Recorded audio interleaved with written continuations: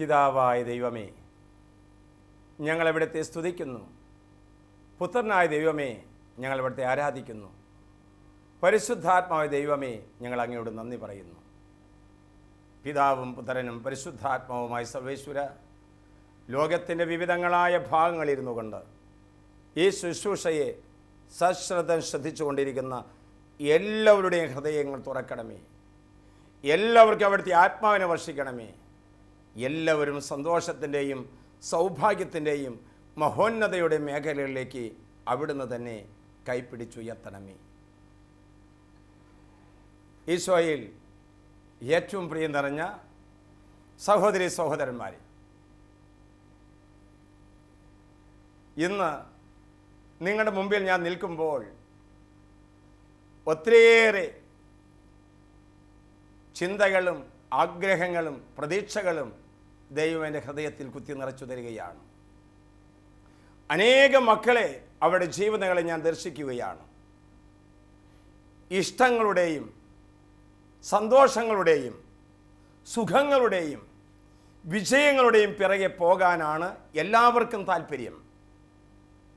എന്നാൽ പ്രതീക്ഷയ്ക്ക് വിരുദ്ധമായി പലതും സംഭവിച്ച് ജീവിതത്തിന് പരിക്കുകൾ പറ്റുമ്പോൾ അതിനെ ഉൾക്കൊള്ളാൻ പറ്റാത്തതുകൊണ്ട് ജീവിതത്തിൻ്റെ സൗന്ദര്യവും ജീവിതത്തിൻ്റെ സാധ്യതകളും അടഞ്ഞു പോകുന്ന ദുർഭഗമായ കാഴ്ചകൾ ഞാൻ കണ്ടുകൊണ്ടിരിക്കുകയാണ്. അതുകൊണ്ട് പരീക്ഷകളെ എങ്ങനെ അതിജീവിക്കാൻ സാധിക്കുമെന്ന് എൻ്റെ മക്കളോട് സംസാരിക്കുവാനാണ് ദൈവത്തിൻ്റെ പരിശുദ്ധാത്മാവ് എന്നോട് ആവശ്യപ്പെടുന്നത്. യോനായുടെ പുസ്തകം 2-ാം അധ്യായം 2-ാം വാക്യത്തെ നാം വായിക്കുന്നു. എൻ്റെ കഷ്ടതയിൽ ഞാൻ എൻ്റെ കർത്താവിനെ വിളിച്ചു, പാതാളത്തിൻ്റെ ഉദരത്തിൽ നിന്ന് ഞാൻ നിലവിളിച്ചു, കർത്താവ് അത് കേട്ടു. ആരൊക്കെ കഷ്ടങ്ങളിലൂടെ, വേദനകളിലൂടെ, പ്രതിസന്ധികളിലൂടെ, പരാജയങ്ങളിലൂടെ കടന്നു പോകുന്നുണ്ടോ, അവരൊക്കെ കർത്താവിനെ വിളിക്കണം. കരഞ്ഞു വിളിച്ചപേക്ഷിച്ചാൽ പ്രതിസന്ധികളെ അതിജീവിക്കുവാനായിട്ടുള്ള ആത്മീയമായിരിക്കുന്ന ശക്തി ദൈവമായ കർത്താവ് നമുക്ക് തരും. പരീക്ഷകളെ അതിജീവിച്ചാൽ അഭിഷേകമാണ്. നിയമാവർത്തന പുസ്തകം 8-ാം അധ്യായം 2-ാം തിരുവാക്യത്തിലൂടെ ദൈവമായ കർത്താവ് നമ്മെ പഠിപ്പിച്ചു തരികയാണ്. നിങ്ങളുടെ ദൈവമായ കർത്താവ് നിങ്ങളെ എളിമപ്പെടുത്തുവാനും കൽപ്പനകൾ അനുസരിക്കുമോ ഇല്ലയോ എന്ന് പരിശോധിച്ചറിഞ്ഞ് നിങ്ങളുടെ ഹൃദയ വിചാരങ്ങളെ മനസ്സിലാക്കുവാനും വേണ്ടിയിട്ടാണ് ഈ കഴിഞ്ഞ 40 സംവത്സര കാലവും മരുഭൂമിയിലെ നയിച്ച വഴികളെ നിങ്ങൾ ഓർമ്മിക്കുവിൻ. പ്രിയപ്പെട്ടവരെ, ഒരു വ്യക്തിക്ക്, ഒരു കുടുംബത്തിന്, ഒരു സമൂഹത്തിന് പരീക്ഷകൾ ഉണ്ടാകുന്നത് 2 കാര്യത്തിന് വേണ്ടിയിട്ടാണ്. ഒന്നാമതായി നമ്മെ തന്നെ എളിമപ്പെടുത്തുവാൻ, രണ്ടാമതായി ദൈവത്തിൻ്റെ കൽപ്പനകൾ പാലിക്കുന്നുണ്ടോ എന്ന് പരിശോധിച്ചറിഞ്ഞ് നഷ്ടപ്പെട്ടുപോയ അഭിഷേകം വീണ്ടും തിരിച്ചു തരുവാൻ വേണ്ടിയിട്ടാണ് ഒരു വ്യക്തിക്ക്, ഒരു കുടുംബത്തിന്, ഒരു സമൂഹത്തിന്, ഒരു ജനതയ്ക്ക് പരീക്ഷകൾ, പരിശോധനകൾ ദൈവം അയക്കുന്നത്. ഇസ്രായേൽ ജനതയോട് ദൈവമായ കർത്താവ് പറയുകയാണ്, 40 സംവത്സരക്കാലം മരുഭൂമിയിലൂടെ നിങ്ങളെ നയിച്ചിട്ട് നിങ്ങളുടെ വസ്ത്രങ്ങൾ പഴകിപ്പോയോ? നിങ്ങൾ ധരിച്ച ചെരുപ്പ് തേഞ്ഞു പോയോ? നിങ്ങളുടെ കാലുകൾ വിങ്ങിയിട്ട് വേദന വന്നു പോയോ? ഒരു പിതാവ് മക്കളോടെന്ന പോലെയല്ലേ ഞാൻ നിങ്ങളോട് പ്രവർത്തിച്ചത്? പ്രിയപ്പെട്ടവരെ, ദൈവമായ കർത്താവ് നമുക്ക് പരിശോധനകൾ തരുന്നത് ദൈവത്തിൻ്റെ കൽപ്പനകൾ പാലിക്കുന്നുണ്ടോ, ദൈവത്തിൻ്റെ മാർഗത്തിലൂടെ തന്നെയാണോ നീ നയിക്കുന്നത്, ചരിക്കുന്നത് എന്ന് പരിശോധിച്ചറിയുവാൻ വേണ്ടിയിട്ടാണ് ദൈവമായ കർത്താവ് ഒരു വ്യക്തിക്ക് പരീക്ഷകൾ അയക്കുന്നത്. ബൈബിളിൽ പരിശോധിച്ചു കഴിഞ്ഞാൽ പലരെയും പരിശോധിച്ച സംഭവങ്ങൾ തിരുലിഖിതത്തിൽ നാം വായിക്കുന്നുണ്ട്. ഉൽപ്പത്തിയുടെ പുസ്തകത്തിൽ 22-ാം അധ്യായം 12-ാം വാക്യത്തിലൂടെ അബ്രാഹത്തെ പരിശോധിക്കുവാനായി ദൈവം തീരുമാനിച്ച സംഭവം വളരെ വ്യക്തമായി വിശദമായി അവിടെ വിവരിക്കുന്നുണ്ട്. അബ്രാഹം 100 വയസ്സ് വരെ കാത്തിരുന്നിട്ട് ഒരു മകനുണ്ടായി. അവന് ഇസഹാക്ക് എന്ന് പേരിട്ടു. അവന് 12 വയസ്സായപ്പോൾ മോറിയ മലയിൽ കൊണ്ടുപോയി ബലിയർപ്പിക്കാനായിട്ട് ദൈവമായ കർത്താവ് ആവശ്യപ്പെടുകയാണ്. അബ്രാഹം ഒരു മനച്ചാഞ്ചല്യപ്പമില്ലാതെ ദൈവത്തിൽ പൂർണ്ണമായി വിശ്വസിച്ചുകൊണ്ട് മോറിയ മലയിലേക്ക് നടന്നു നീങ്ങുന്നു. മോറിയ മലയിൽ എത്തിച്ചേരുന്നു. മകൻ ഇസഹാക്കിൻ്റെ കൈകൾ കെട്ടി ബലിപീഠത്തിൽ കിടത്തുന്നു. വധിക്കാനായിട്ട് കത്തി ഉയർത്തുന്നു. ദൈവദൂതൻ പ്രത്യക്ഷപ്പെട്ടിട്ട് പറഞ്ഞു, അബ്രാഹമേ, കുഞ്ഞിനെ വധിക്കരുത്. കുറ്റിക്കാട്ടിൽ ഒളിഞ്ഞു കിടക്കുന്ന കുഞ്ഞാടിനെ പിടിച്ച് ബലിയർപ്പിക്കുക. ഒരു വലിയ പരിശോധന, ഒരു വലിയ പരീക്ഷ ഇത് അബ്രാഹത്തിന്റെ മുമ്പിൽ വന്നത്. എങ്ങനെയാണ് അതിജീവിച്ചെന്ന് ശ്രദ്ധിക്കുക. അബ്രാഹം തൻ്റെ മകനെയും കൂട്ടിക്കൊണ്ട് മോറിയ മലയിലേക്ക് പോയത് ഇസഹാക്കിൻ്റെ അപ്പനായിട്ടാണ്. എന്നാൽ മോറിയ മലയിൽ കയറി ബലിയർപ്പണവും കഴിഞ്ഞ് തൻ്റെ കുഞ്ഞിനെയും കൂട്ടിക്കൊണ്ട് വരുന്നത് വിശ്വാസിയുടെ അപ്പനായിട്ടാണ്. ഈശോയിൽ പ്രിയപ്പെട്ടവരെ, ഒരു പരീക്ഷയെ അതിജീവിച്ചു കഴിഞ്ഞാൽ നമ്മുടെ ജീവിതത്തിൽ ഉണ്ടാകുന്ന ഉന്നതമായിരിക്കുന്ന സ്ഥാനവും ഉന്നതമായിരിക്കുന്ന കൃപകളെയും കുറിച്ചിട്ടാണ് ദൈവമായ കർത്താവ് നമ്മെ പഠിപ്പിച്ചു തരുന്നത്. ആരൊക്കെ പരീക്ഷകളെ അതിജീവിക്കുന്നുണ്ടോ അവർക്ക് അഭിഷേകം കൊടുക്കുകയാണ്.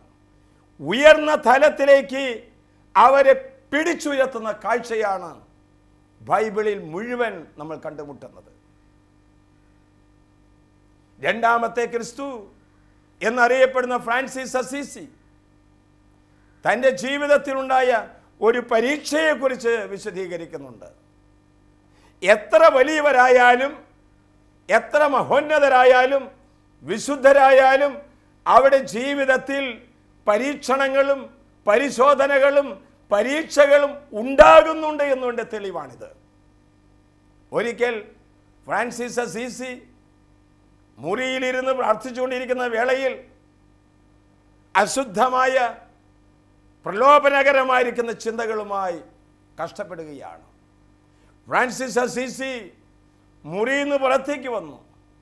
ആശ്രമത്തിൻ്റെ മുൻവശത്തുണ്ടായിരുന്ന റോസാ തോട്ടത്തിൽ കണ്ണുകൾ നട്ടു. ചിന്തകൾ മാറിപ്പോകാൻ വേണ്ടിയിട്ടാണ്, സാഹചര്യങ്ങൾ മാറിപ്പോകാൻ വേണ്ടിയിട്ടാണ്.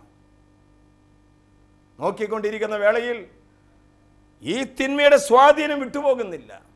ശരീരത്തിന് ജഡികമായ വികാരങ്ങൾ, ഈ ചിന്തകൾ വിട്ടുപോകുന്നില്ല. നോക്കിയപ്പോൾ കൂർത്തുമൂർത്ത ഒരു റോസാ ചെടി കണ്ടു. അതിൻ്റെ അടുത്തേക്ക് കടന്നു ചെന്ന് ഈ റോസാ ചെടിയിൽ കിടന്നുകൊണ്ട് ഫ്രാൻസിസ് അസീസി ഉരുണ്ടു. ആ നീതിമാന്റെ രക്തം ആ റോസാ തോട്ടത്തിലെ മണ്ണിലേക്ക് വീണപ്പോൾ ആ തിന്മയുടെ സ്വാധീനം വിട്ടുപോയി. ഒരു പരീക്ഷകൾ അതിജീവിക്കുമ്പോൾ ഒരു വലിയ വിടുതൽ ഉണ്ടാകുന്നു. ഒരു പരീക്ഷകളെ അതിജീവിക്കുമ്പോൾ വലിയതായിരിക്കുന്ന ആശ്വാസം കണ്ടെത്തുന്നു. ഒരു പരീക്ഷകളെ അതിജീവിക്കുമ്പോൾ ദൈവത്തിൻ്റെ പ്രീതിക്ക് വീണ്ടും പാത്രീഭൂതമായി ഉയർന്ന തലത്തിലേക്ക് പിടിച്ചുയർത്തുന്ന കാഴ്ചകളാണ് തിരുവചനത്തിലും വിശുദ്ധമായ ചരിത്രത്തിലും നമ്മൾ കാണുന്നത്. ഒരു ചെറിയ സങ്കടം വരുമ്പോൾ, ഒരു ചെറിയ വേദന വരുമ്പോൾ, ഒരു ചെറിയ നഷ്ടം വരുമ്പോൾ ഒരു ചെറിയ അപമാനം വരുമ്പോൾ പ്രശ്നങ്ങളെ അഭിമുഖീകരിക്കാൻ സാധിക്കാത്തതുകൊണ്ട് ജീവിതം തകർന്നു പോകുന്ന ജീവിതങ്ങൾ ലോകത്തിൽ ധാരാളമുണ്ട്. പ്രതികൂലങ്ങളെ അനുകൂലങ്ങളാക്കി മാറ്റുവാൻ, പരീക്ഷകളെ അഭിഷേകങ്ങളാക്കി മാറ്റുവാൻ വേണ്ടിയിട്ടാണ് ദൈവം നമുക്ക് പ്രതിസന്ധികൾ നമ്മുടെ മുമ്പിലേക്ക് യാത്രയാക്കുന്നത്. ഒരു പരാജയം ഉണ്ടാകുമ്പോൾ വിജയത്തിൻ്റെ കവാടം തുറന്നിട്ടേ ഒരു പരാജയം നമുക്കുണ്ടാകുകയുള്ളൂ. ഒരു ദുഃഖമുണ്ടാകുമ്പോൾ സന്തോഷത്തിൻ്റെ വാതായനങ്ങൾ തുറന്നിട്ടേ ഒരു വ്യക്തിക്ക് ദുഃഖത്തിൻ്റെ മേഖലകൾ നയിക്കുന്നത്. കാരണം ഓരോ പരീക്ഷകളെ അതിജീവിച്ചുകൊണ്ട് മുന്നോട്ട് നീങ്ങുവാൻ ദൈവമായ കർത്താവ് ആവശ്യപ്പെടുകയാണ്. വചനം പറയുന്നില്ലേ, സിംഹക്കുട്ടികൾ ഇരക്കിട്ടാതെ വിശന്ന് വലഞ്ഞേക്കാം, എന്നാൽ കർത്താവിനെ അന്വേഷിക്കുന്നവർക്ക് യാതൊന്നിനും കുറവുണ്ടാവുകയില്ല. ഒരു പ്രതിസന്ധിയുടെ പിറകിൽ, ഒരു അപമാനത്തിൻ്റെ പിറകിൽ, ഒരു നഷ്ടത്തിൻ്റെ പിറകിൽ ദൈവത്തിൻ്റെ പദ്ധതി എന്താണെന്ന് സഹോദര നമുക്കറിയില്ലല്ലോ. ഈ ദൈവത്തിൻ്റെ പദ്ധതിയിലേക്ക് നമ്മെ തന്നെ സമർപ്പിക്കുവാനായിട്ട് പരിശ്രമിക്കുമ്പോഴും പഠിക്കുമ്പോഴും അത് തിരിച്ചറിയുമ്പോഴുമാണ് പരീക്ഷകൾ അഭിഷേകമായി, പരാജയങ്ങൾ വിജയങ്ങളായി, ദുഃഖങ്ങൾ സന്തോഷങ്ങളായി നമ്മുടെ ജീവിതത്തിൽ അവതരിക്കുന്നത് എന്ന് നീ തിരിച്ചറിയണം.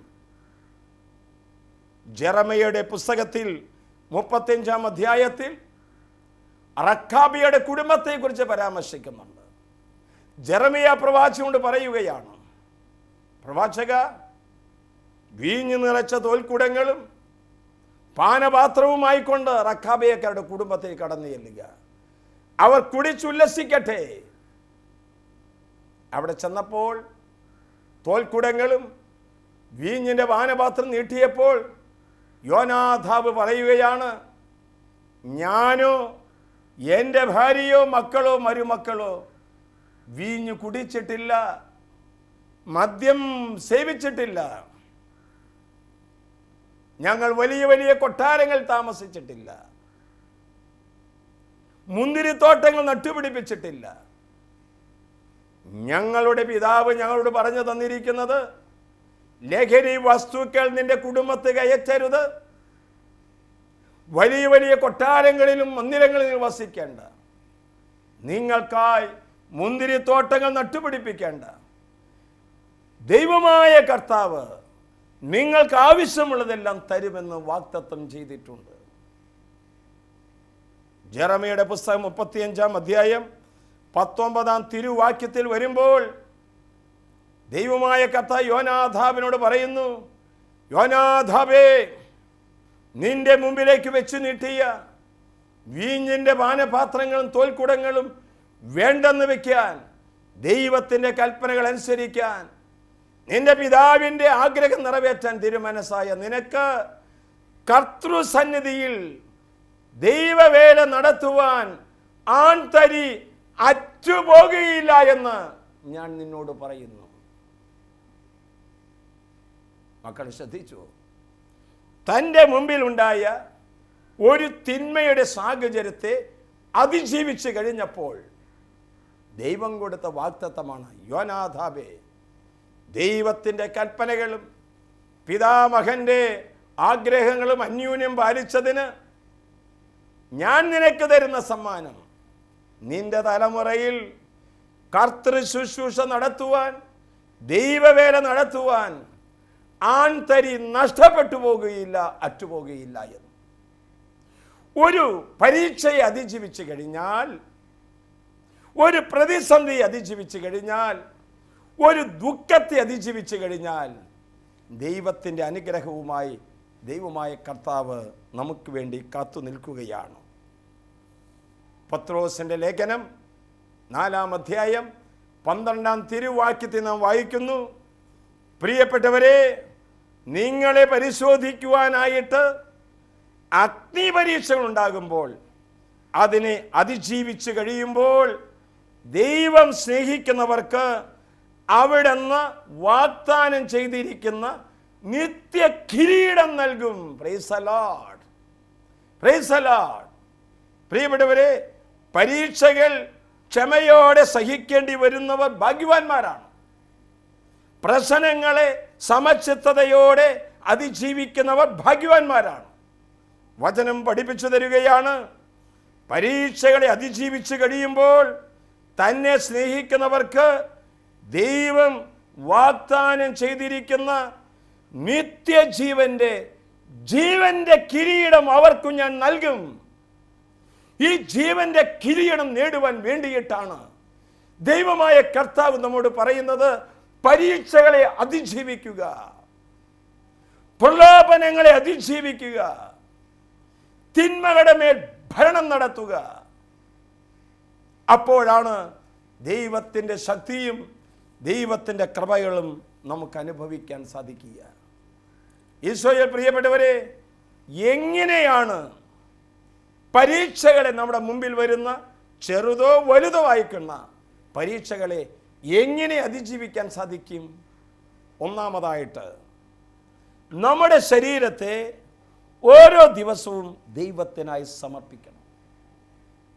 ഓരോ ദിവസവും എൻ്റെ ഇന്ദ്രിയങ്ങൾ, ഈ ലോകത്തെ കാണുവാൻ, ദൈവമഹത്വം കാണുവാൻ തന്നിരിക്കുന്ന കണ്ണുകൾ, ദൈവത്തിൻ്റെ വേല ചെയ്യാൻ തന്നിരിക്കുന്ന കൈകൾ, ദൈവഭവനത്തിൽ പോകാൻ തന്നിരിക്കുന്ന കാലുകൾ, നമ്മുടെ ശരീരത്തെ മുഴുവനായിട്ട് ഓരോ ദിനവും ഓരോ മണിക്കൂറുകളിലും ദൈവത്തിന് സമർപ്പിക്കാൻ കഴിയുന്ന ഏത് വ്യക്തിക്കും പരീക്ഷകളെ അതിജീവിക്കാൻ സാധിക്കും.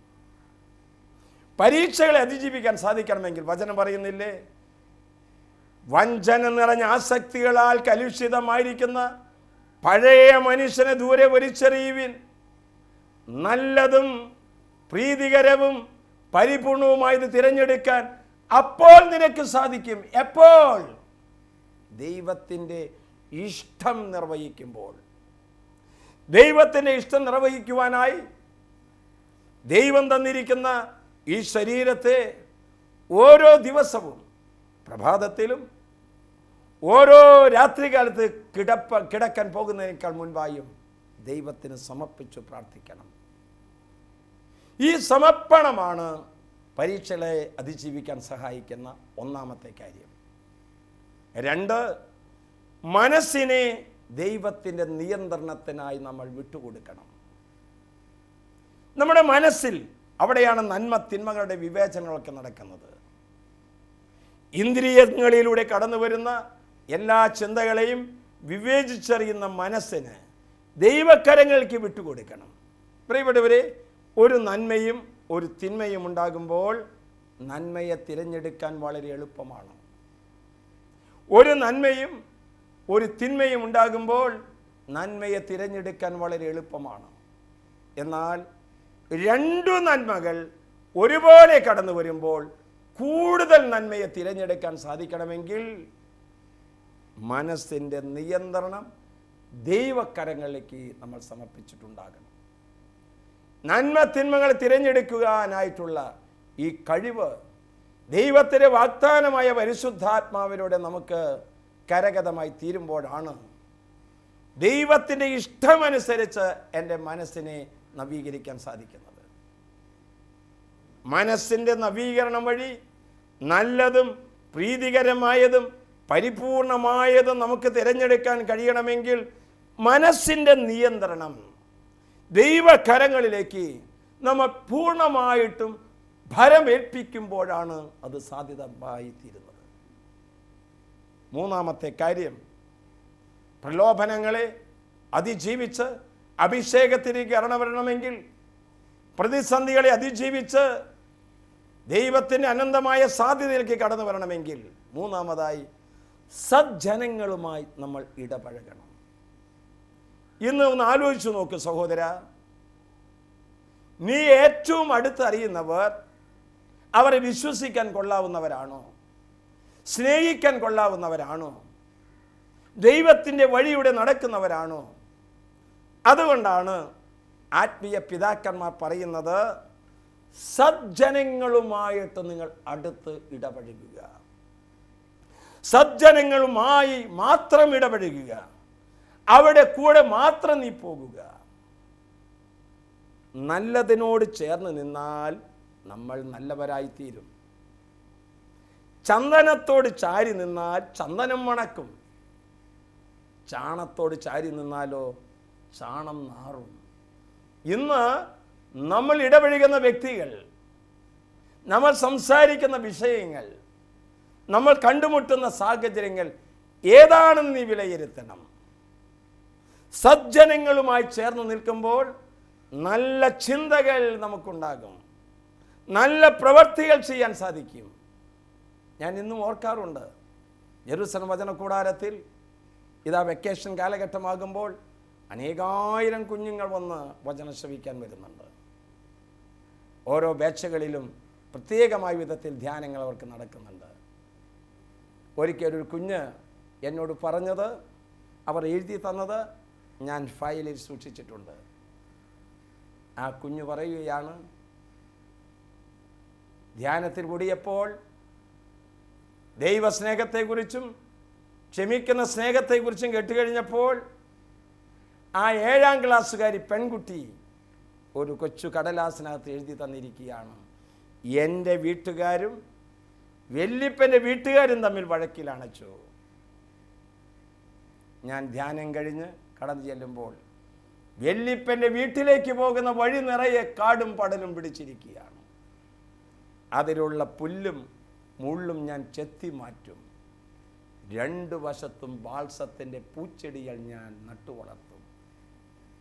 അപ്പച്ചനിത് കാണുമ്പോൾ എന്നെ ദേഷ്യപ്പെടും, കോപത്തോടുകൂടി സംസാരിക്കും. എന്നിട്ട് ആ കുഞ്ഞ് എഴുതി വെച്ചിരിക്കുകയാണ്, അപ്പൻ അപ്രകാരം ദേഷ്യപ്പെട്ട് സംസാരിക്കുമ്പോൾ എനിക്കുണ്ടാകുന്ന ആ കൊച്ചു വേദനകൾ എൻ്റെ കൊച്ചു ഉണ്ണീശോയ്ക്ക് കാഴ്ചയായി കൊടുത്തുകൊണ്ട് ഞങ്ങളുടെ കുടുംബങ്ങളുടെ സ്നേഹം വർദ്ധിക്കാൻ ഞാൻ പ്രാർത്ഥിക്കുമെന്ന്. ഇത് കേട്ടുകൊണ്ടിരിക്കുന്ന അനേകം കുടുംബങ്ങളുണ്ട് എന്ന് എനിക്കറിയാം.